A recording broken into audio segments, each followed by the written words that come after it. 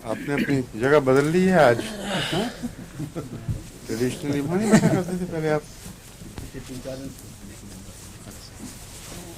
इधर आ गए, यहाँ आ गए हैं हमारे इशारा साहब। अच्छा।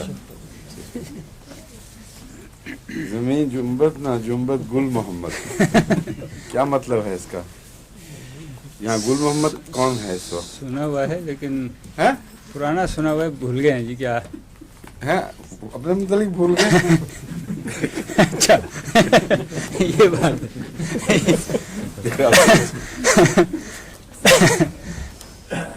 आपके ये जमीन गर्दिश कर रही है, कोई इधर से उधर जा रहा है, कोई इधर से उधर, लेकिन गुल मोहम्मद की जगह वही है।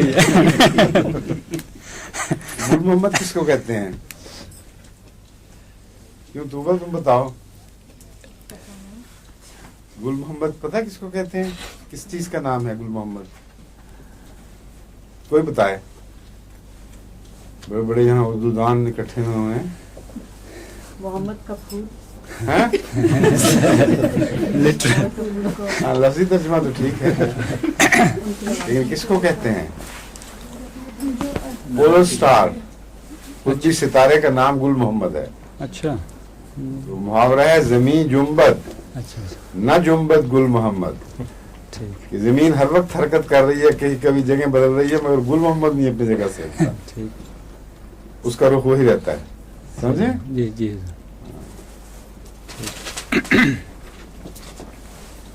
आज सलशुरी कैसे हमने शुरू किया हुआ था? जी हुजूर, ठीक है, कहाँ तक चले थे हम? बस शुरू ही किया था हुजूर। सर एक दो बातें सल्फ्यूरिक बताइए। एसिड एक तेजाब है जो सल्फर का तेजाब है, और इसका इंसानी जिंदगी के ऊपर गहरा असर है, और आमतौर पर जब पेट खराब होते हैं तो उसमें सल्फ्यूरिक एसिड भी पैदा होता है, और उसकी जो पहचान है, ये जब चांदी के ऊपर असर दिखाए तो चांदी को काला कर देता है। सल्फ्यूरिक एसिड काला कर देता है ना, जी तो कौन सी बदबू निकलती है? सल्फाइड सम हैं? गंधक की नहीं, हाइड्रोजन सल्फाइड। Hydrogen sulphide. जी हाइड्रोजन सल्फाइड बाज मरीजों के बदबू में जरूर होती है, और जब ज्यादा पेट खराब हो तो ये हाइड्रोजन सल्फाइड नुमाया असर दिखाती है। ये सल्फर की कारस्तानी है ज्यादातर, लेकिन सल्फर का तो जिस्म से बहुत गहरा ताल्लुक है। फिलहाल मैं आपको एसिड्स के मुतालिक बताता हूँ कि सब एसिड्स के अंदर बात बुनियादी बातें हैं जो हर मरीज में असर दिखाएंगी। एक लफ्ज बार बार आप होम्योपैथी किताबों में पढ़ेंगे, एसिड डेबिलिटी। एसिड डेबिलिटी, जब भी जिस्म में किसी तेजाब का भी असर ज्यादा हो जाए तो अचानक जिस्म से ताकत निकलती हुई महसूस होती है, और अच्छा भला जिस्म वैसे, लेकिन जान नहीं रहती जिस्म में। और आमतौर पर हार्ट बर्न के साथ भी एसिड डेबिलिटी का केस हो जाता है। जिनको ज्यादा महसूस नहीं होता मगर खट्टी चीजें खाते रहते हैं और वैसे मासूम समझते हैं कोई तकलीफ नहीं हुई, लेकिन जब बिल्डअप हो जाता है तो अचानक जिस्म की ताकत जवाब दे जाती है, और डॉक्टर मुआयना करेंगे, हर लिहाज से वो ठीक ठाक होंगे, लेकिन अंदरूनी तौर पर ताकत नहीं है। ये एसिड डेबिलिटी है, और इसका क्या वजह है, क्यों असर इस तरह होता है, हमें मुझे इल्म नहीं। क्यों डॉक्टर साहब आपके इल्म में है?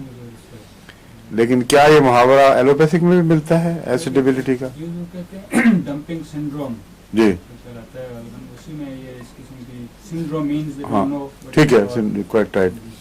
लेकिन अगर आप मसलन ऐसे मरीज को देखें जिसने ऑरेंजेस ज्यादा खा लिए हों तो अचानक उसको एसिड डेबिलिटी होगी, और मरीज ये समझता है बाज़ दफा कि वो हो गया है, दिल की तकलीफ हो गई है। मामूली हरकत से भी वो सारा जिस्म मालूम होता है उससे जान निकल गई, सेंसेशन सी पैदा होती है कमजोरी की। लेकिन ये एसिड डेबिलिटी है जिसका कोई इस दिल के साथ ताल्लुक नहीं है, और ऐसे मरीज बसा औकात खुद या बाज़ दफ़ा डॉक्टर ऐसे मरीज को अस्पताल भेज देते हैं हार्ट स्पेशलिस्ट के पास, और वैसे वो ठीक ठाक होता है मजबूत। तो ये मैं आपको इसलिए बता रहा हूँ कि बहुत से ऐसे मरीज आपके इल्म में आते रहेंगे जिनमें असल बुनियादी वजह एसिड डिबिलिटी की है। मुझे इसका खुद तजर्बा हुआ है किसी ज़माने में, जब मैं वैसे बड़ी एक्टिव ज़िंदगी थी, हर किस्म की खेलों में हिस्सा ले रहा था, लेकिन सर दर्द का जो मुझे दौरा हुआ करता था वो बाज़ ख़ास दवाओं से ठीक होता था, वरना ठीक नहीं होता था। मसलन सैंडोल एक कलकत्ता में मिला करती थी, वो अब्बा जान से कभी कभी मिल जाती थी, मगर अगर ना मिले तो फिर एस्प्रिन खानी पड़ती थी। एस्प्रिन बाज़ 5-5 टिक्कियाँ खा के तो फिर सर दर्द को कुछ शफाका महसूस होता था, लेकिन उसके नतीजे में जिस मैदा जल जाता था और पेशाब में भी उसकी गुर्दे की ऊपर असर ज़ाहिर होकर जलन की कैफियत आनी शुरू हो जाती थी। तो शुरू में तो मुझे पता नहीं लगा, मैं करता रहा ऐसे। एक दिन एकदम बिल्कुल ताकत ख़त्म हो गई, मेरा पैर घर, मैं उस वक्त मुझे याद लेटा हुआ था, बिल्कुल जिस्म से जान निकल गई और कुछ समझ नहीं आती थी हो क्या रहा है। मैंने कहा मुझे, मैं हाथ भी हिलाऊंगा तो लगता कि दिल नाकाम हो जाएगा, दिल धड़कना बंद कर देगा मतलब है। तो डॉक्टर्स बुलाए गए, सब ने आके देखा, ब्लड प्रेशर भी नॉर्मल था, हर चीज़ दूसरी ठीक थी, लेकिन फिर वो ECG भी हुआ, पता लगा दिल बिल्कुल ठीक है।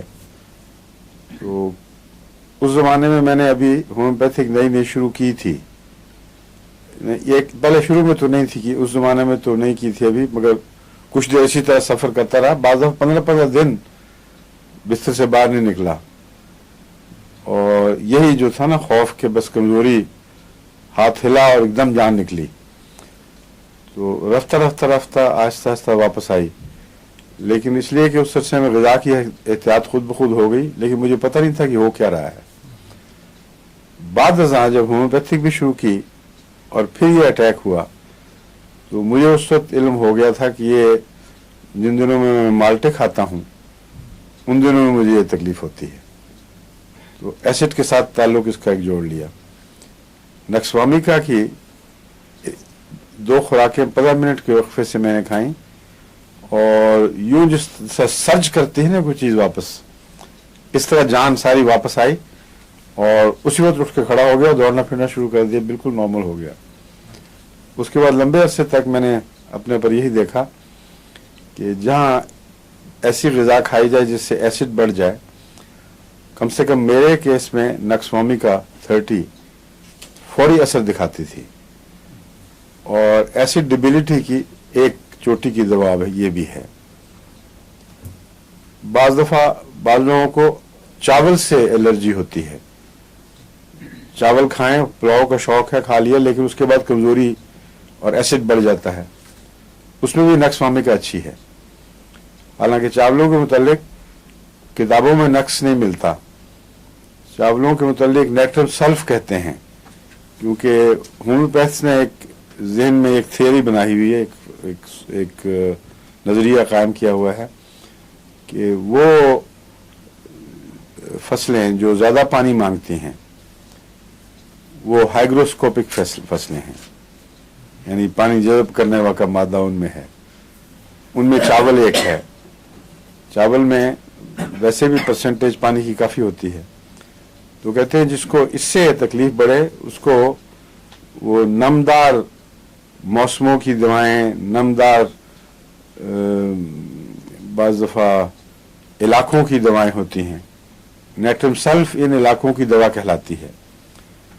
तो नेट्रम सल्फ की तरफ जहन जाता है अगर चावल वगैरह खाओ और उससे कोई तकलीफ बढ़े, लेकिन मैंने इस्तेमाल करके देखी, लोगों पे इस्तेमाल करवाई, कोई ख़ास फ़र्क नहीं पड़ा, लेकिन नक्स ने ज़रूर फ़ायदा दिया है। इसी तरह नक्स मुफीद है। गोश्त बाज़ दफ़ा ज़्यादा खाया जाए, बाज़ लोग बारबेक्यू कर देते हैं यहाँ, और बारबेक्यू में बाज़ दफ़ा बेहतियाती हो जाती है, तो उसमें भी नक्स की 1-2 खुराकें खा ली जाएँ तो गोश्त का बद असर नहीं होता। हाँ, अलबत्ता अगर गोश्त खराब हो तो उसका इलाज फिर पायरोजिन है। नक्समामी का सिर्फ जो सतही असरात हैं उनके खिलाफ काम करेगा, लेकिन जो गहरी बीमारी है उसमें पायरोजिनम ज़्यादा ज़रूरी है, और सल्फर भी काम आती है उसमें। तो सल्फ्यूरिक एसिड डेबिलिटीज में एक नुमायां हैसियत रखता है, और लगता है कि सारी जिस्म से जान निकल गई है। जो सल्फ्यूरिक एसिड का केस है उसका चेहरा सैलो और जैसे यरकान तो नहीं, मगर यरकान का मारा हुआ मरीज जिसकी जिल्द इसकी मेंढक के पेट की तरह किधर हो जाए। आमतौर पर सल्फ्यूरिक एसिड के क्रॉनिक मरीजों में जो लंबे हो गए हों इसी किस्म का चेहरा दिखाई देता है। तो ये जब ये ऐसा चेहरा नजर आए तो हाइपर सल्फ की भी याद कराता है, और सल्फ्यूरिक एसिड की भी और बेसिलिनम की भी।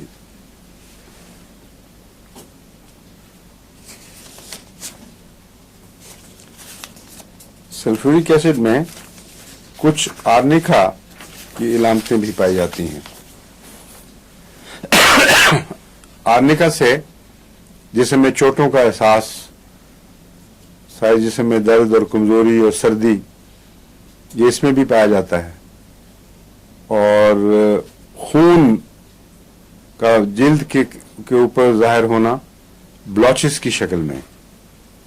ब्लॉच कहते हैं जैसे धब्बे से पड़ जाते हैं, खून के छींटे पड़ जाते हैं वहां।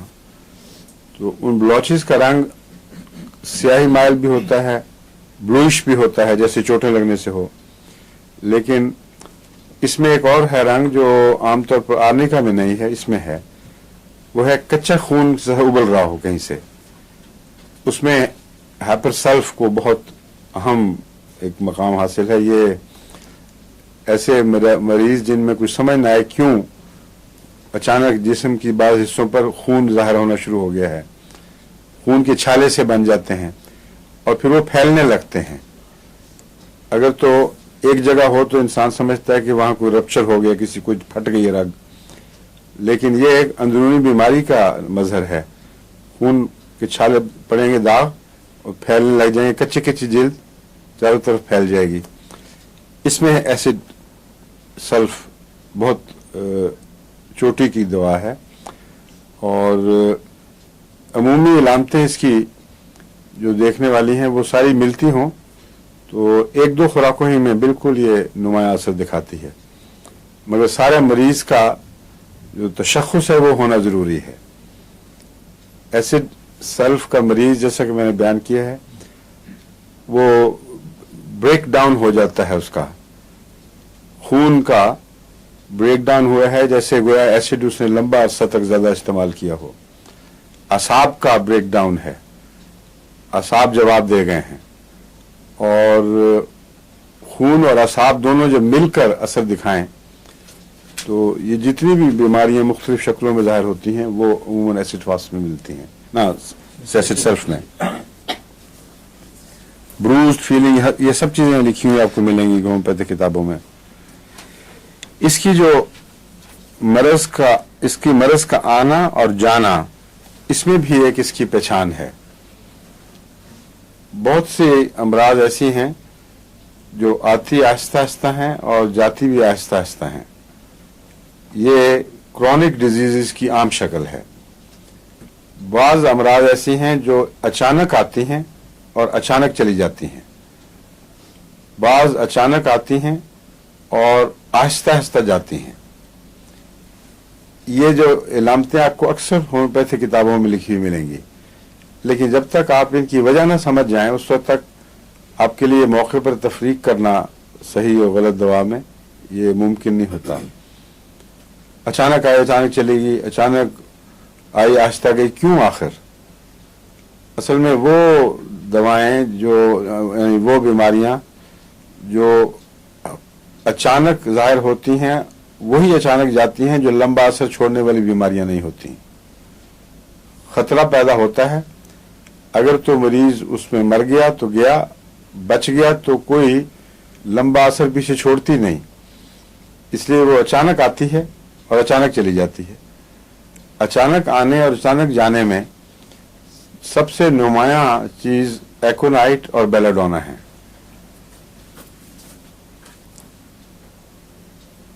اچانک جا تو سکتی ہیں مگر اچانک بعض دفعہ مریض کو بھی ساتھ ہی لے جاتی ہیں، کیونکہ ان میں وائلنس بہت ہے۔ ان دونوں کے درمیان فرق ہے ایک جو خاص طور پر پیش نظر رکھنا چاہیے۔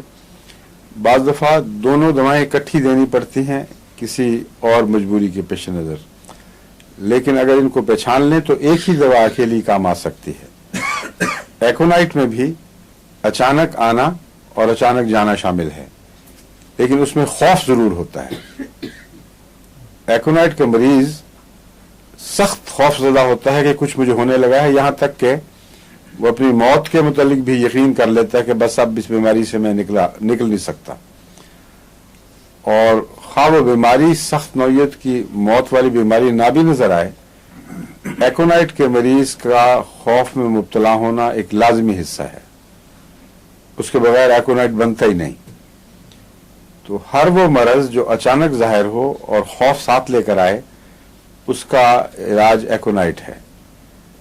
اور اگر اچانک ہو اور وائلنس بہت ہو اس میں لیکن خوف نہ ہو، بعض دفعہ مریض ڈل اور بحث ہو جاتا ہے اس بات میں، یعنی شدید طور پر ایک عضو ہے جو پھول گیا ہے اور پھٹنے لگا ہے، تپکن ہے، درد ہے، لیکن یہ وہم نہیں ہے کہ میں مر رہا ہوں یا کوئی خطرناک چیز ہے، وہ بیلاڈونا ہے۔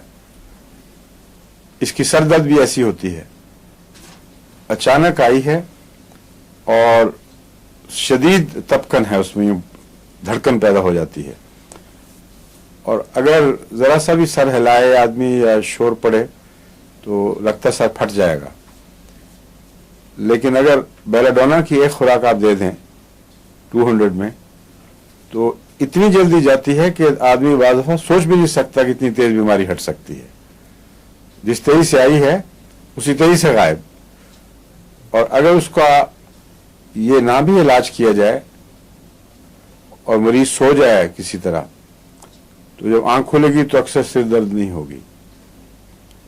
اگر آنکھ کھلے اور سر درد باقی رہے تو پھر جرسیمیم دینی پڑتی ہے ضرور۔ بیلاڈونا سے ملتی جلتی بیماری ہو، لیکن ہم نے اندازے میں غلطی کی، وہ اتنی وائلنس اس میں نہیں ہے، کچھ دبی ہوئی ہے نسبتاً، اور آتی تو اچانک ہے مگر جاتی نہیں ہے اچانک۔ ایسی صورت میں معلوم ہوتا ہے وہ لمبا اثر پیچھے چھوڑنے والی بیماری ہے۔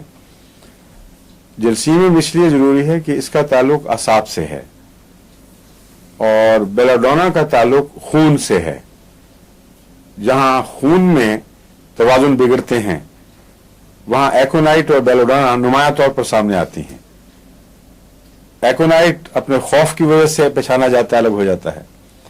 بیلاڈونا عموماً بغیر کسی شبہ کے نظر آ جاتا ہے کہ یہ بیلاڈونا کا کیس ہے، لیکن بیلاڈونا کا کیس نظر آئے مگر اتنی وائلنس اس میں نہ ہو اور پیچھے ٹھہر جائے اس کی مرض، تو یہ دو طرح سے ممکن ہے۔ ایک یہ کہ خون کی خرابی کے آثار ہیں، اور بیلاڈونا نے ابتدا میں جو اثر دکھانا تھا وہ دکھا دیا، مزید اس کے بس کی بات نہیں ہے۔ خون کی بیماری اگر زیادہ گہری ہو تو آغاز خواہ بیلاڈونا کی طرح ہو، بیلاڈونا سے مکمل شفا نہیں ہوتی۔ اگر اعصاب کی بیماری ساتھ ملی ہوئی ہو تو اس میں بیلاڈونا کی بجائے جرسیمیم کام کرتا ہے، جس کا بہت گہرا تعلق اعصاب سے ہے اور اعصابی کمزوریوں سے۔ بیلاڈونا میں جہاں خون کی خرابی ہے وہاں عموماً ایپسسز ہیں، مثلا گہرے پھوڑے ہیں جو نمودار ہو رہے ہیں۔ اگر آپ فوری طور پر بیلاڈونا نہیں دیں گے تو وہ پھوڑا لمبے عرصے تک شدید درد کی حالت میں مریض کو رکھتا ہے، اور رفتہ رفتہ آہستہ آہستہ وہ رنگ بدلتا ہے اپنا۔ बेलाडोना में खूबी यह है कि अगर रिपीट किया जाए तो बसा औकात ऐसा फोड़ा फिर पकने के लिए तैयार भी नहीं होता, वहीं से गायब हो जाता है।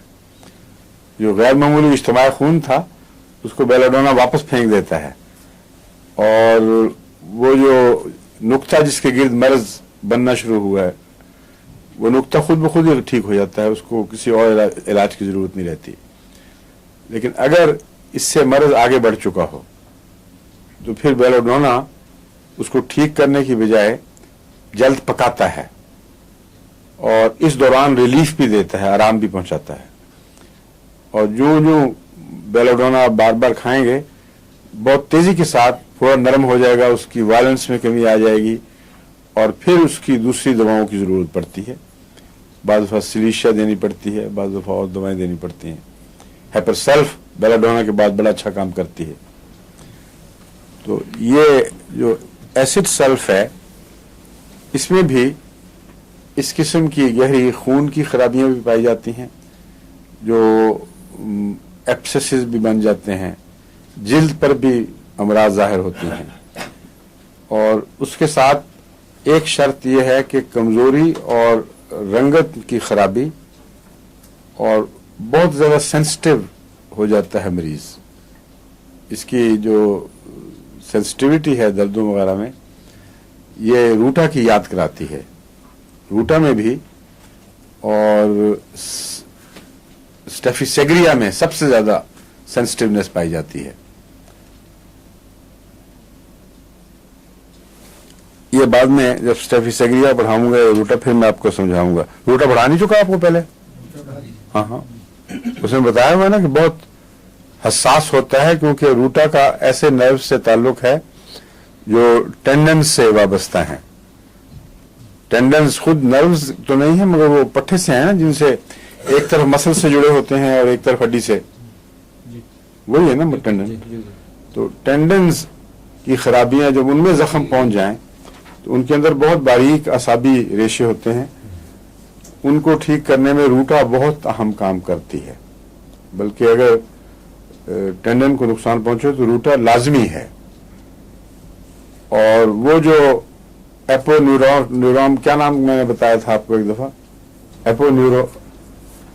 न्यूरेक्स क्या चीज है, वो शीद जो झिल्लियां सी हड्डियों की गिर्द, उसको पेरियोस्टियम आमतौर पर कहते हैं। पेरियोस्टियम की गिर्द जो शीद होती है, एपोन्यूरोटिक फाइबर्स, उसके अंदर आसाब भी बहुत सारे रगें मौजूद होती हैं, वो भी रूटा से बहुत ताल्लुक रखती है। क्योंकि रूटा में अगर वहां दर्द हो रही हो तो उसका इलाज रूटा है, बाद दूसरी दवाएं बिल्कुल नाकाम हो जाती हैं। स्टेफिसेग्रिया भी इन दोनों जगहों पर असर रखती है, मगर बाज खास उनके साथ शराइत के साथ, वो मैं बाद में बताऊंगा।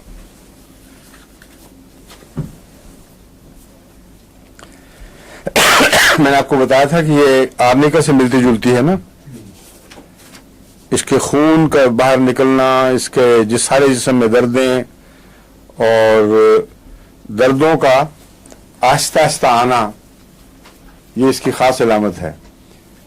लेकिन दर्द छोड़ती अचानक है। अब ये जो चीज है ये इसको बाज दूसरी बीमारियों दवाओं से बहुत नुमायां तौर पर अलग करके दिखाती है।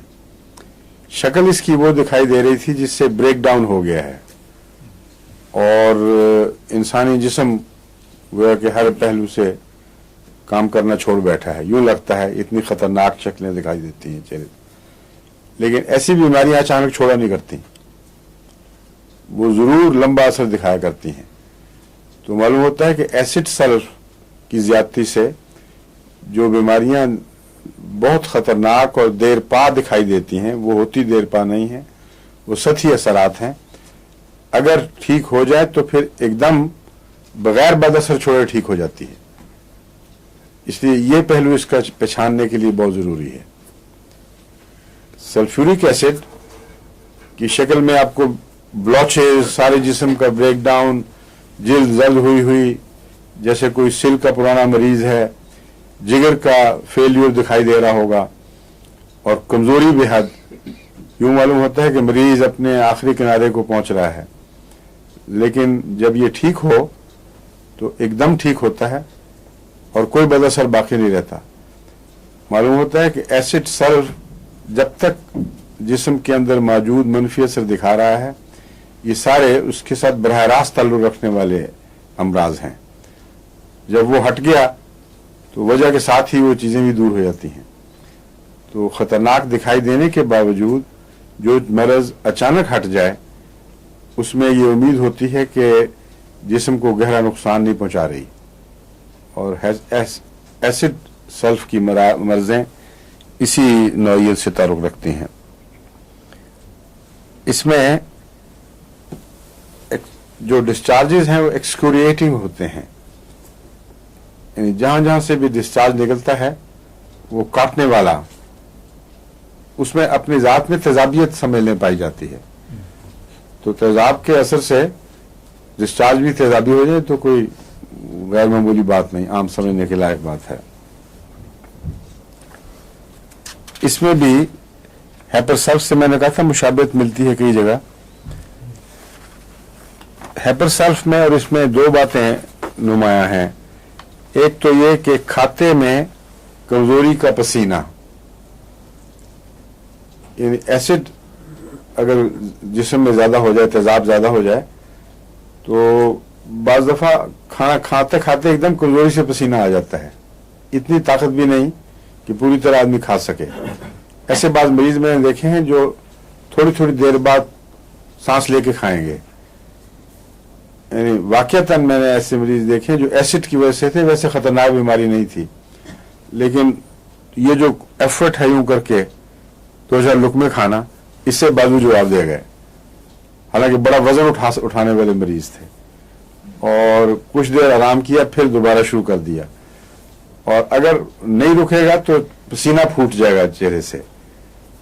तो इलामतें सारी बड़ी खतरनाक दिखाई देती हैं, मगर जब जाती हैं तो कुछ भी असर नहीं छोड़ती, एकदम बिल्कुल मरीज के पीछे छोड़ देती हैं। इसमें इलेक्ट्रिक शॉक्स भी पैदा होते हैं। जिस्म में एक तरफ से दूसरी तरफ बिजली का कौंधा, ये एहसास होता है।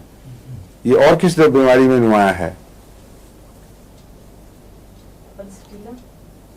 पल्स्टिला में भी कभी कभी, लेकिन और कॉस्टिकम में बहुत नुमाया है।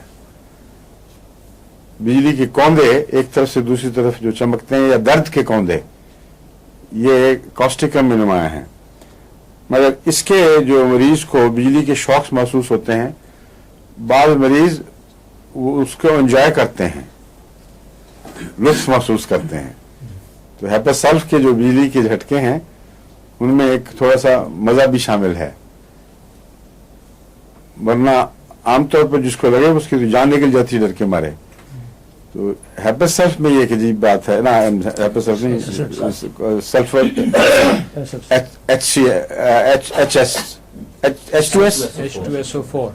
H2SO4, right. H2S तो गैस होती है ना जो निकलती है, हाँ, गंदे अंडे की बू वाली। जी बिल्कुल, हाँ बिल्कुल। हाँ।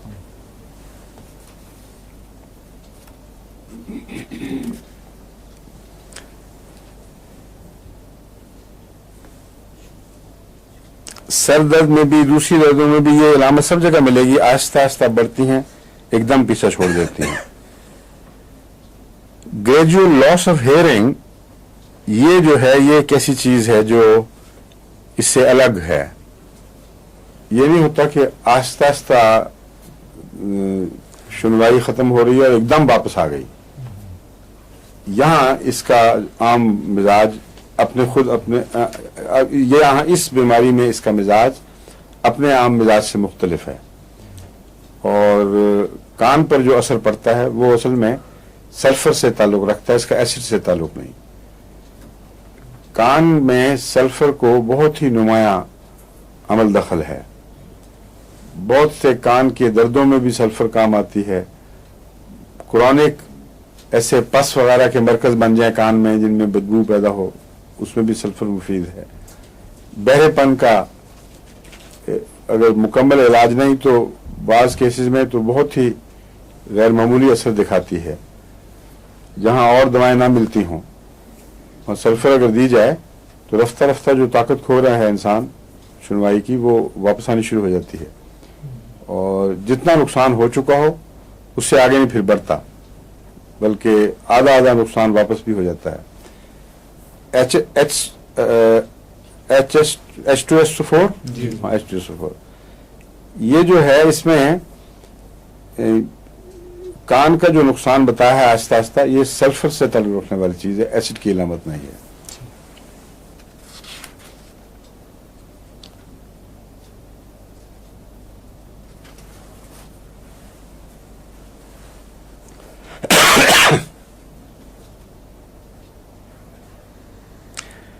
आमतौर पर इसके एक राइजा में, यानी नाक से निकलने वाले जो मादे हैं, उनके साथ इसकी जो कुव्वत क्या कहते हैं, शमामा हैं, शामा कुव्वत शामा पर भी असर पड़ जाता है और कुव्वत शामा की कमी में ये बहुत नुमाया है।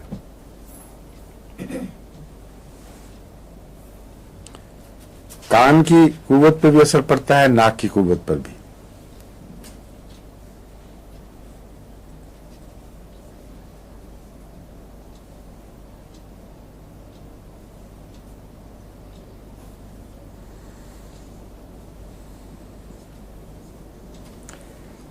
दांतों में भी नोरेल्जिया हो जाता है इसका, और उसकी भी यही अलामत है कि एकदम आहिस्ता आहिस्ता बढ़ता है और शदीद नौयत इख्तियार कर जाता है, लेकिन जब छोड़ेगा तो एकदम छोड़ देगा, तो कोई लंबा गहरा बदअसर पीछे नहीं छोड़ के जाता।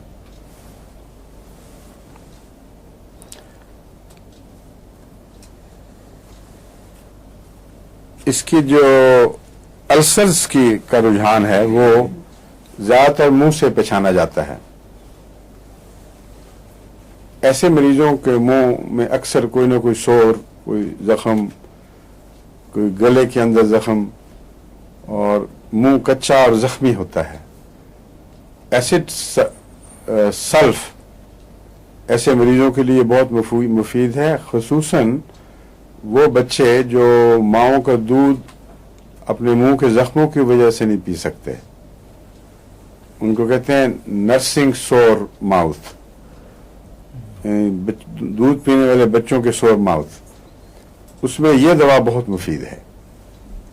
इसलिए इन्फेंट्स के लिए ये एक बहुत ही कीमती चीज है। अगर किसी को वक्त पे पहचान समझ आ जाए कि ये मरीज इस दवा का मुतकाजी था।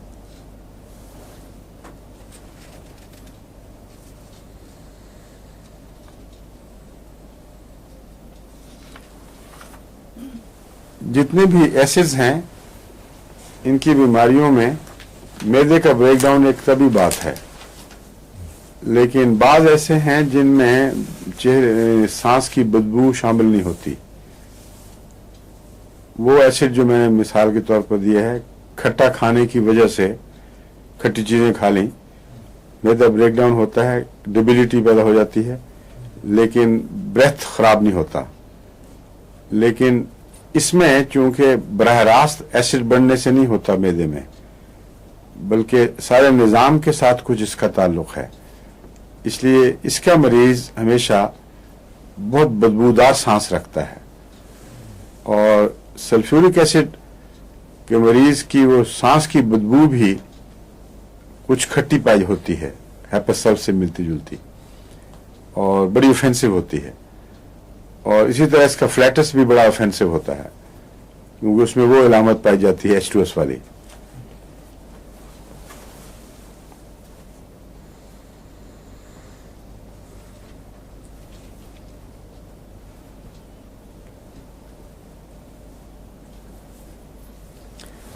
बाद लोगों को तेजाबी चीजें खाने से कब्ज होती है और अक्सर लोगों को कब्ज ही होती है, और वो जो है एल्कलाइन चीजें उनसे असाल रखते हैं।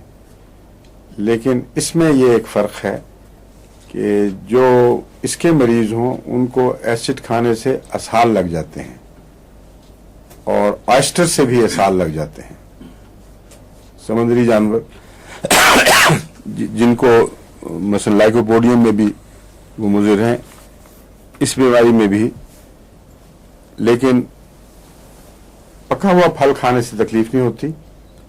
کچا کھٹا پھل کھانے سے جن کو اسہال لگ جائیں ان کا یہ علاج ہے, اور ان کے لیے ان کے پیٹ کے درد کا دورہ بھی اس دوا سے متاثر ہو, فائدہ حاصل کر لیتا ہے.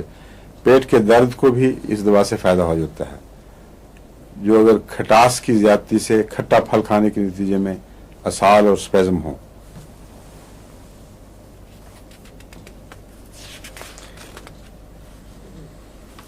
اس میں ایک عجیب بات ہے جو عورتوں کو علم میں آ سکتی ہے, عورتوں کے علم میں, مگر وہ عموماً کبھی علامتیں بتاتے ہوئے یہ بتاتی نہیں ہیں, یا یہ بیماری بڑی ریئر ہوگی یا خیال نہیں آتا. مینسز کے دنوں میں نائٹ میئرز اگر شروع ہو جائیں تو اس کی یہ دوا ہے. یعنی جن دنوں میں مینسز ہوں ان دنوں میں رات کو خوفناک خوابیں. ایک ایسا کیس تھا جس میں میں نے آرنیکا دی تھی 1000 طاقت میں, وہ ٹھیک ہو گیا تھا. لیکن اب میں یہ نہیں کہہ سکتا کہ یہ دیتا تو ٹھیک ہوتا کہ نہیں, مگر اس میں یہ لکھا ہوا ہے کہ یہ خاص دوا ہے مینسز کے دوران نائٹ میئرز کی. نائٹ میئرز پتہ کیا ہوتی ہیں مسلم کبھی آئی ہیں؟ نہیں, مینسز کی دوران نہیں کہہ رہا, جیسے معلوم گئے ہو نائٹ میئرز مردوں کو بھی آتی ہیں, سب کو آتی ہیں خوفناک خوابیں. اگر خوفناک خوابیں آئیں تو اگر یہ دن کو بخار ہے, تکلیف ہے, اور رات کو خوابیں آئیں تو دراصل اس کا وہ آرنیکا کا کیس ہوتا ہے اکثر. یہ میں آپ کو پہلے خوب تفصیل سے ایک دفعہ سمجھا چکا ہوں. کیونکہ رات کے وقت وہ اندر کی جو تکلیف ہے, انتڑیوں وغیرہ کا دکھ اور سارا جسم کا, وہ سب کانشیس مائنڈ پر اثر کر رہا ہوتا ہے, اور اس کو انسان سوتے میں جو بے چینی محسوس کرتا ہے وہ خوابوں کی صورت میں محسوس کرتا ہے. تو ایسے مریض کو آپ آرنے کا 1000 طاقت میں دے دیں تو بعض ایک ہی خوراک سے ٹھیک ہو جاتا ہے بالکل. میرے پاس ایسے واقعات کئی ہوئے ہیں کہ جب یہ مجھے اندازہ ہو گیا کہ دن کی بیماری ہے جو رات کا خوف بنتی ہے, تو اس میں آرنے کا بہترین کام کرتی ہے. اور اگر وہ خوف رات کا بھی ہو اور دن کا بھی ہو تو پھر کون سی دوا ہے؟ آرسنک اگرچہ رات کے وقت بڑھتی ہے مگر دن کو بھی بڑھتی ہے 12-1 بجے کے قریب. یہ اس کے 2 دفعہ وقت ہیں بڑھنے کے. اور آرسنک چونکہ مزاج میں خوف ہے اور بے چینی ہے, اس لیے یہ صرف رات کا انتظار نہیں کرتی. دوسرے آرسنک میں آنکھ کھلنے کے بعد بھی خوف رہتا ہے اور اکیلے پن کا, لیکن آرنیکا میں آنکھ کھلنے کے بعد خوف نہیں ہوتا. وہ صرف ایک خواب کا کنفیوژن ہے اور اس کا واقعتاً مریض کے ڈرنے سے کوئی تعلق نہیں ہے. تو ایسا مریض جب جاگا رہے گا ساری رات اس کو کوئی تکلیف نہیں. لیکن آرسنک کے مریض کو یہ خطرہ ہوگا کہ کوئی بھوت نہ آ جائے یا کوئی ایسی چیز ہے, میں اکیلا نہ رہوں. اس لیے ان ہلکی ہلکی چیزوں سے دواؤں کی شناخت میں بہت مدد ملتی ہے. اس میں کیا بتایا آپ کو میں نے, یہ کیا کرتا ہے, یہ مینسز کے دنوں میں جو تکلیف ہوتی ہے خوابوں کی اس میں مفید ہے, جس کا مطلب ہے کہ مینسز میں ضرور کوئی تکلیف ہوتی ہوگی, ورنہ اچانک مینسز کے دنوں میں رات کو ڈراؤنی خوابیں آنی نہیں چاہیے. کوئی بے چینی ہے, تکلیف ہے جو واضح نہیں ہو سکی لیکن مریضہ خوش نہیں ہے اس حالت میں, اس کو رات کو خوابیں آئیں تو یہ دوا ملنی چاہیے, اور اس سے اس کا مینسز بھی ٹھیک ہوتے ہیں. یہ ہے اصل بات, صرف خوابیں نہیں, خوابیں رہنمائی کرتی ہیں تکلیف کی طرف.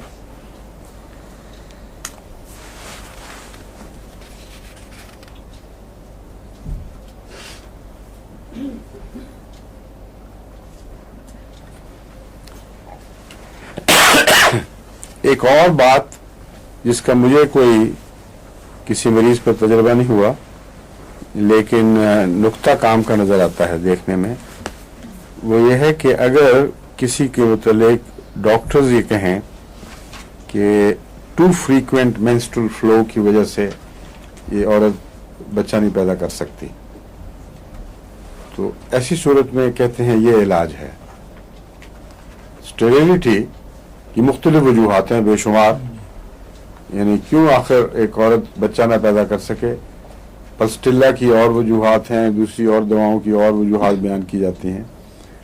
کولوفائلم میں بھی یہ بہت مفید ہے۔ ابھی پچھلے 1 سال کے اندر 2-3 کیسز ایسے میں نے دیکھے ہیں جن میں پلسٹیلا ناکام ہو گئی تھی، کولوفائلم سے اللہ کے فضل سے بہت نمایاں فرق پڑا، بچہ ہوا، بعضوں کا ہونے والا ہے، بعضوں کے ہو گئے۔ اور کولوفائلم کو میں استعمال کر کے دیکھا ایسی صورت میں جب مریضہ میں ایبارشن کی ٹینڈنسی ہو، بعض دفعہ دوسرے تیسرے مہینے ایبارشن ہوتی ہے، اس میں نارمل جو روٹین کی دوائیں ہیں وہ سبائنا یا کیلکیریا کارب یہ دوائیں عموماً استعمال کی جاتی ہیں، اور آپولس ویبرنم آپولس مدر ٹنکچر، لیکن جب میں نے یہ استعمال کرا کے دیکھی تو پتہ چلا کہ اس کا حمل ٹھہرانے سے کچھ گہرا تعلق ہے، اور اللہ کے فضل سے کئی ایسے کیسز ہیں جن میں اس کے بعد حمل ٹھہرا ہے، حالانکہ پلسٹیلا ناکام ہو گئی تھی۔ تو یہ جو دوا ہے اس کا بھی کہتے ہیں حمل کے ٹھہرنے سے تعلق ہے۔ اگر یہ ڈاکٹر کہیں کہ اس کو مینسز بہت کھلے آتے ہیں اور کوپیس ہیں اور اس کی وجہ سے کچھ خرابی ہے کہ وہ غالباً وہ اووم اس کا ٹھہرتا نہ ہو، بیچ میں بہ جاتا ہو، تو یہ اس کو ٹھیک کرتی ہے۔ اس میں حضور نیٹرم کارب بھی اچھی دوا ہے۔ جی نیٹرم کارب، نیٹرم کارب کا پڑا تو ہوا لیکن تجربہ کبھی نہیں ہوا۔ کبھی آپ نے کیا ہے اس کا تجربہ؟ شیخ صاحب دیا کرتے، شیخ حنیف صاحب دیا کرتے، نہیں دیا کرتے تھے، بچہ بھی ہوا کرتا تھا۔ جی 1-2 کیس ہے۔ اچھا 1-2 کیسز، جی اب یہ ڈیپینڈ کرتا ہے کتنے کیسز میں دینے کے بعد جی وہ ہوا ہے۔ اور نیٹرم کارب کی دوسری علامتیں بھی پائی جاتی تھیں یا نہیں، یہ سوال ہے۔ کن علامتوں میں دیا کرتے تھے، کچھ یاد ہے آپ کو؟ یہ نہیں بھانج پن میں، ہاں؟ بھانج پن میں صرف بانجھ پن، جی صرف بانجھ پن پہ تو نہیں کام کرتی، وہ وجوہات ہیں اس کی۔ وہ ایک خاص سمپٹم ہے اس کی۔ ہاں جی اچھا پرورش ہے وہ اس میں یوٹرس میں جو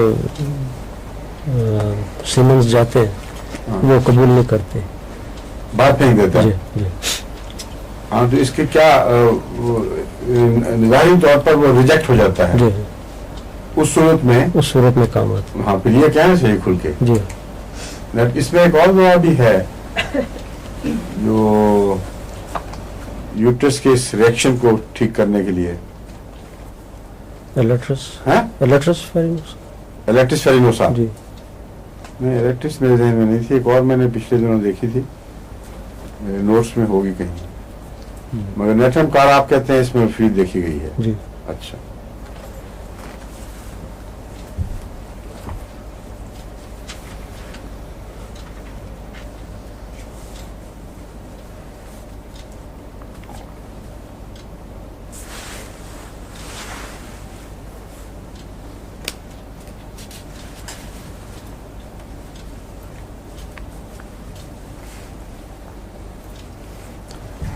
اس میں وہ جو کمر کی ساری بیک یعنی کمر پر کسی ایک جگہ نہیں بلکہ عمومی کمزوری کا احساس رہتا ہے اوپر سے نیچے تک، اور ایسا مریض جب کھڑا ہو یا بیٹھا ہو تو وہ اس کا لیٹنے کو دل چاہتا ہے، یا چلتا رہے تو ٹھیک رہے گا یا لیٹ جائے، کھڑا ہونا اور بیٹھنا دونوں اس کے لیے مشکل ہیں۔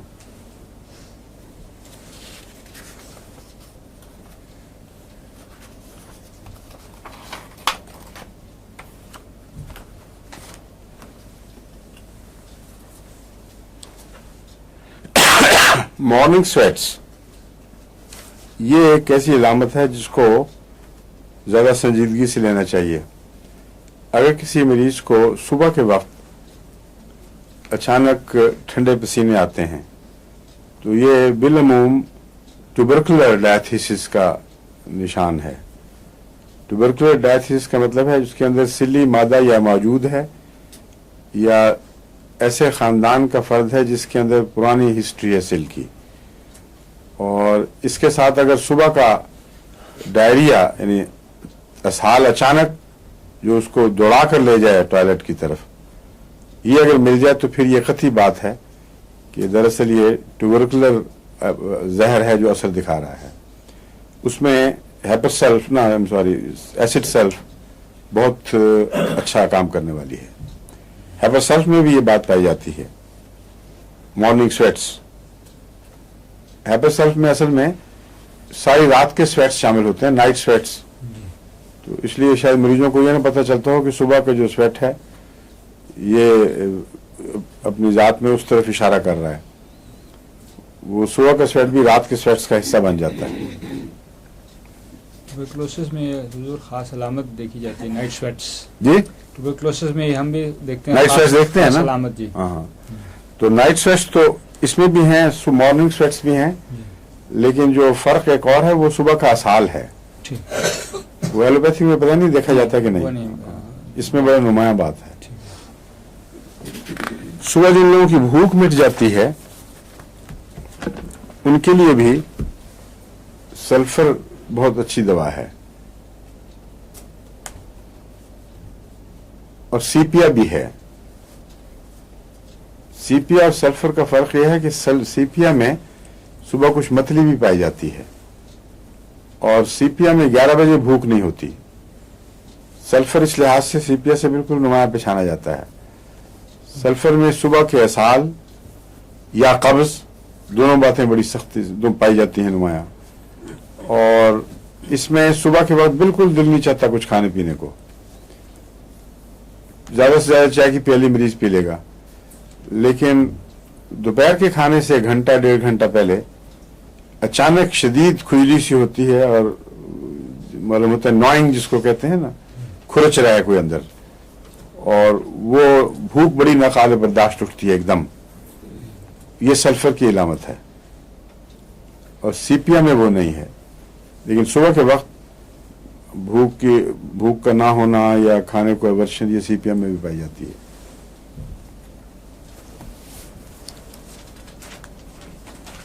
अब मैं आपको स्टेफिसेग्रिया बढ़ाता हूं। स्टेफिसेग्रिया एक बहुत ही अहम दवा है क्योंकि इसका असाब से बहुत गहरा ताल्लुक है, और इसके मरीज जिस तरह बनते हैं अगर उनको आप पहचान लें तो बहुत से ऐसे मरीज जो आमतौर पर आपके काबू में नहीं आते वो इस दवा से काबू आ सकते हैं। स्टेफिसेग्रिया एक ऐसे हसास मरीज की दवा है जो हसास भी हो और रिफाइंड हो अपने मिजाज के लिहाज से। बाज हसास लोग गुस्सा आए तो एकदम गुस्से का इजहार करते हैं, बरस पड़ते हैं, और बाज हसास लोग हैं जो गुस्सा आता है तो कंट्रोल कर जाते हैं, और बाज हसास औरतें हैं जिनको गुस्सा आया है तो गुम हो जाती हैं, एक लफ्ज नहीं बोल सकती, और वापस जाके लेटेंगे बिस्तर में तो सर दर्द शुरू हो चुकी होगी, और शरीर बेचैनी, कपड़े कस के बांधेंगी, बात आगे करने को लोगों से दिल नहीं चाहता, 2-4 दिन सख्त डिप्रेशन का दौरा। ऐसे मरीजों की बाज जिस्मानी बीमारियां मुस्तकिल हो जाती हैं।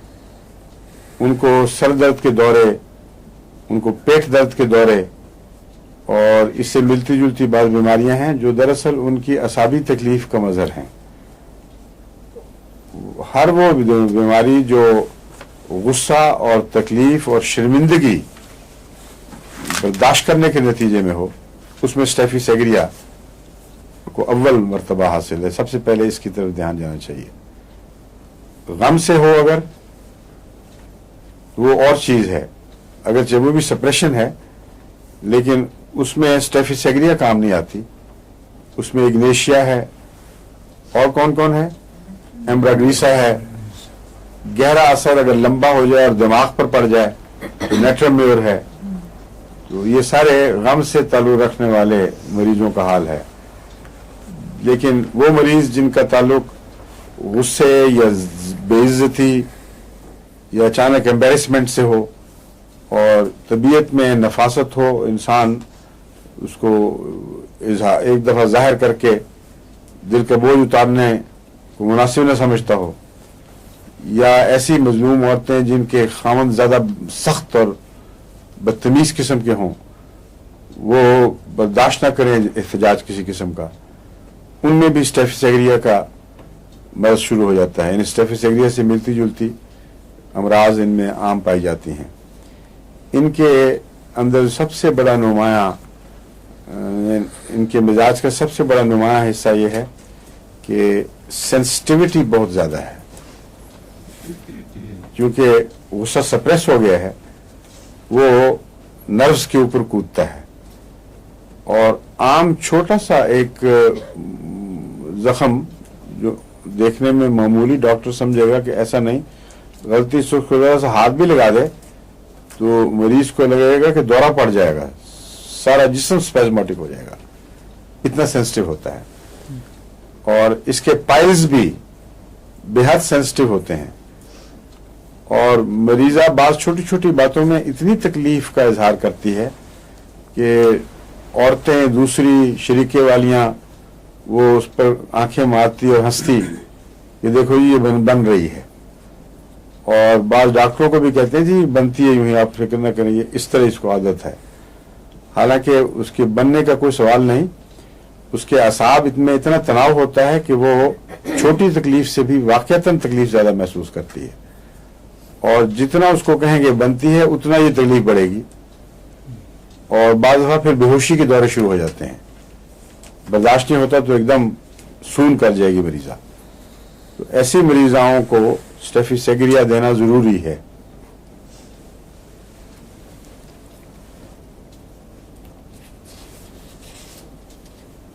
इसमें इसके नतीजे में जो बीमारियां पैदा आमतौर पर नजर आती हैं, खामोशी के दौरे, स्लीपलेस नाइट्स, रातें जाग जाग के गुजारी जा रही हैं, सारे जिस्म में थकावट, ब्रेन फैग, यानी एकदम बाज लफ्ज हाथों से निकल जाते हैं, सोच के धागे हाथ से निकल जाते हैं, अब कुछ सोच रहे थे अब पता नहीं लगा क्या सोच रहे थे, फौरी बात तो भूलने लग जाती है,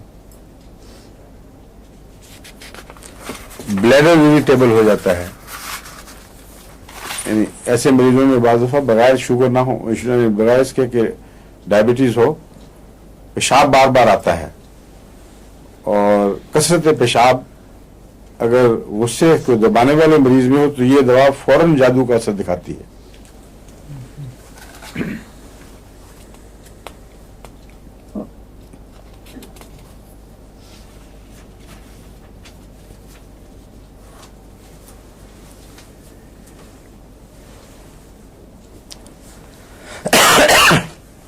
इसमें सुनवाई की ताकत भी और कुव्वत शामा भी और उंगलियों के पोरे भी, ये सारे जूद हिस्स हो जाते हैं और मामूली सी आवाज भी वो जार करती है तो मरीज समझ कहती है मगर वो बच्चे हों घर के तो कहेगी आराम से बैठो, वो बेचारे आराम से बैठे होते हैं, मामूली थोड़ा सा शोर तो निकल ही जाता है, हो ही जाता है यानी, लेकिन ऐसे मरीजा को बहुत महसूस होता है, बू भी तेज महसूस होती है। तो हर हिस्सा जब जूद हिस्स हो जाए तो उस वक्त स्टेफिस एग्रिया की तस्वीर बनती है।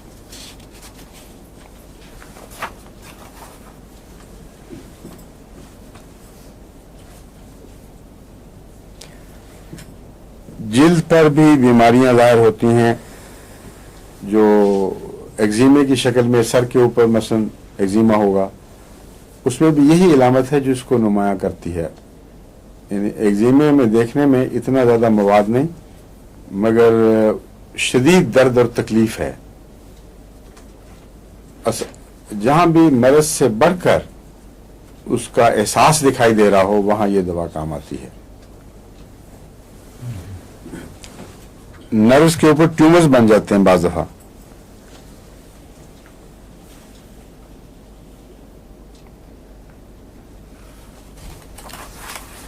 ट्यूमर्स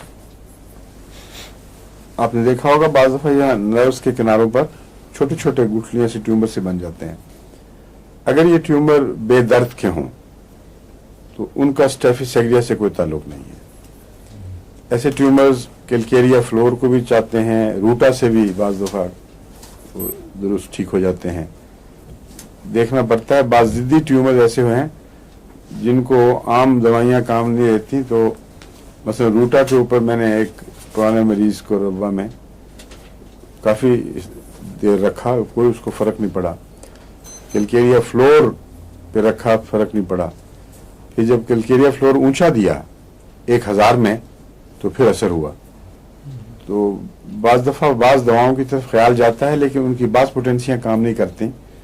तो होम्योपैथ का काम है कि आगे पीछे करके कुछ कभी कम करके कभी ज़्यादा करके देखे कि हो सकता है किसी ख़ास पोटेंसी का उस बीमारी से ताल्लुक़ हो। मगर उनमें जो दर्द थी जो मुझे याद है वो दबाने से, ख़ास तौर पर दबाओ जोर जोर से करो तब दर्द महसूस होती थी, वरना नहीं थी। स्टेफिस एग्रिया के जो ट्यूमर्स हैं नर्व्स के, ये गैर मामूली सेंसिटिव होते हैं और इनकी दर्द की भी अलामत एक ये अजीब है कि वैसे पड़े रहें आराम से तो दर्द नहीं होती, लेकिन हाथ लग जाए सही अचानक दर्द छिड़ जाएगी। तो इसका मतलब है कि अपनी ज़ात में पेनफुल नहीं है, नर्व्स के गैर मामूली हसास होने की वजह से वो एहसास ज़्यादा, हर चीज़ का एहसास ज़्यादा रखते हैं और दबाने से जो हरकत से तकलीफ होती है वो मामूली चीज़ है, हर एक को होनी चाहिए मगर उनको बहुत बढ़ जाती है। मर्दों में ये दवा प्रोस्टेट में मुफीद है। प्रोस्टेट ग्लैंड्स बढ़ जाएं तो पेशाब की तकलीफ शुरू हो जाती है और बहुत से मरीज जो हैं वो रूटीन की दवाओं में अमूमन काबू आ जाते हैं, उनके यानी मर्ज ठीक हो जाता है। बाज़ ऐसे हैं प्रोस्टेट के मरीज जिनमें आम दवाएं काम नहीं करती तो फिर मुख्तलिफ और वजूहात ढूंढनी पड़ती हैं। अगर स्टेफिस एग्रिया से मिजाज मिलता हो किसी का और प्रोस्टेट का यानी गुद्दा खुदामिया कहते हैं उसका मरीज हो, यानी पेशाब पीछे जो मसाने में पड़ा रह जाता है और पूरा निकलता नहीं क्योंकि आगे रोक बन जाती है और इस वजह से कभी भी इंसान महसूस नहीं करता कि मुझे अब तसल्ली हो गई है पेशाब करके आया, थोड़ी देर के बाद फिर हुई क्योंकि पैर हर वक्त मसाना भरा रहता है और थोड़ा सा खाली हुआ फिर बाकी जल्दी फिर भर गया। और उसकी दूसरी खराबी यह है कि वहाँ इन्फेक्शन हो जाती है फिर, और इन्फेक्शन से फिर आगे और बीमारियां फैल जाती हैं। बाज़ दफ़ा यही जो इन्फेक्शन है गुर्दों में बैकवर्ड जाके गुर्दों को भी मऊफ कर देती है। तो जो इसको गुद्दा क़ज़ामिया कहते हैं या प्रोस्टेट ग्लैंड, इसका इलाज बहुत जल्दी ज़रूरी है। अगर इसका इलाज जल्दी ना हो तो बाज़ दफ़ा ये कैंसर में तब्दील हो जाता है और प्रोस्टेट ग्लैंड का कैंसर खतरनाक कैंसर में से एक कैंसर है जो बहुत ही मोहलिक साबित होता है और आमतौर पर इसका इलाज नहीं है। एलोपैथिक में जो ट्रीटमेंट करते हैं रेडिएशन वगैरह के ज़रिए, कीमोथेरेपी के ज़रिए, एक तो तकलीफ दे बड़ी है, दूसरे बिलाखिर वो फिर मदद आई जाती है और वहाँ से फैल कर और जगह भी चली जाती है। तो उसके लिए मैंने आपको एक दफ़ा एक नुस्खा बताया था जो बहुत से मामलात मरीजों में तीर बहदफ साबित हुआ है। क्या बताया था? क्यों जी डॉक्टर साहब? डॉक्टर साहब फिर हो जाए वहाँ उनकी दोनों अक्सर कामयाब हो जाती हैं। कोई और है? सिलीशिया। हाँ बिल्कुल ठीक है। सिलीशिया CM 1,00,000 ताकत में बहुत ही हैरत अंगेज असर दिखाती है, लेकिन अगर बहुत ज़्यादा दूसरी दवाइयाँ दूसरे इलाज शुरू हो चुके हों तो फिर इसका उस तरह हैरत अंगेज असर ज़ाहिर नहीं होता जिस तरह बगैर दूसरे इलाज के हो। एक पाकिस्तान से अभी कुछ अर्सा पहले एक केस आया था, उसको 1 लाख ताकत में मैंने दिलवाई है और फिर उसकी इतला आई कि अब डॉक्टर ने देखा कुछ भी नहीं है, बिल्कुल नॉर्मल है। अमेरिका से एक केस आया था, वो भी बिल्कुल इसी तरह उसने रद्द-ए-अमल दिखाया। तो 1-2 की बात नहीं, कम से कम मेरा ख्याल है 7 ऐसे केसेस मेरे इल्म में हैं या जायद भी होंगे, जिनमें सिलिशिया सीएम ने जो 3 हफ्ते के बाद रिपीट की है या फिर 1 महीना 2 महीने के बाद रिपीट की है, बिल्कुल बीमारी को जड़ से उखेड़ दिया है। बल्कि डॉक्टर बाज़ दफ़ा कहते हैं कि ये गलती हो गई होगी, ये बीमारी थी नहीं, मगर उनके टेस्ट बता रहे होते हैं कि थी, इसलिए वहाँ ये मुफीद है। मगर उसको रिस्क लेनी नहीं चाहिए। कोई दवाई भी ऐसी नहीं जिसके मुतालिक आप 100% कह सकें ज़रूर काम करेगी। बाज़ मौसम होते हैं, बाज़ ममालिक पर में बाज़ दवाएं असर करती हैं और बाज़ मौसमों में या बाज़ सालों में वो असर उस तरह छोड़ देती हैं। अब ये मिस्ट्री है क्यों ऐसा करती हैं। मसलन पस्टिला 200 है, आमतौर पर बच्चा अगर ब्रीच केस हो, सर ऊपर और पीठ नीचे हो, तो 1-2 खुराकें मैंने देखा है बिल्कुल जादू की तरह से दिखाती हैं, मगर बाज़ केसेस में या बाज़ दिनों में बिल्कुल कोई फ़ायदा नहीं। अब पिछले दिनों में मैंने पस्टिला 200 देखी है, किसी को फ़ायदा नहीं हुआ। अब उस वक्त इंसान हैरान रह जाता है कि क्या बात है। तो होम्योपैथिक में भी कोई ऐसा जादू नहीं है जिसको आप एक दफ़ा तो सारी उम्र ज़रूर हर दफ़ा काम करे। कई अवामिल हैं, मसलन सितारों के असरात हैं, फिजा में जो जिसको कॉस्मिक एनर्जी है, और कई चीज़ें ऐसी हैं जो होम्योपैथिक से ज़्यादा कसीफ हैं। और ये कहना कि उनके असरात नहीं होंगे ये बिल्कुल गलत है, होम्योपैथिक का इनकार हो जाएगा फिर। तो अगर होम्योपैथिक जैसी लतीफ़ चीज़ असर दिखाती है तो कायनात में जितनी चीज़ें असरअंदाज हैं उनका कोई ना कोई असर पड़ रहा होता होगा। तो हो सकता है बाज़ ख़ास अयाम में ये काम बंद कर दें बाज़ दवाएं, बाज़ दूसरे अयाम में शुरू कर देती हों, या बाज़ अमराज की ऐसी किस्में हैं जो किसी और दवा के काबू आएंगी, इसके नहीं आएंगी। तो इसमें भी अगर किसी के इल्म में आए कि क्राइसिस हो और ब्रीच केस हो, पस्टिला से ठीक ना हो रहा हो, तो कोई दूसरी दवा उसमें काम आती है कि नहीं, तो वो मुझे लिखे। अब कहते हैं वक्त हो गया है, इसलिए इजाज़त चाहते हैं। कल फिर इंशाल्लाह, कल है ना हमारी बात।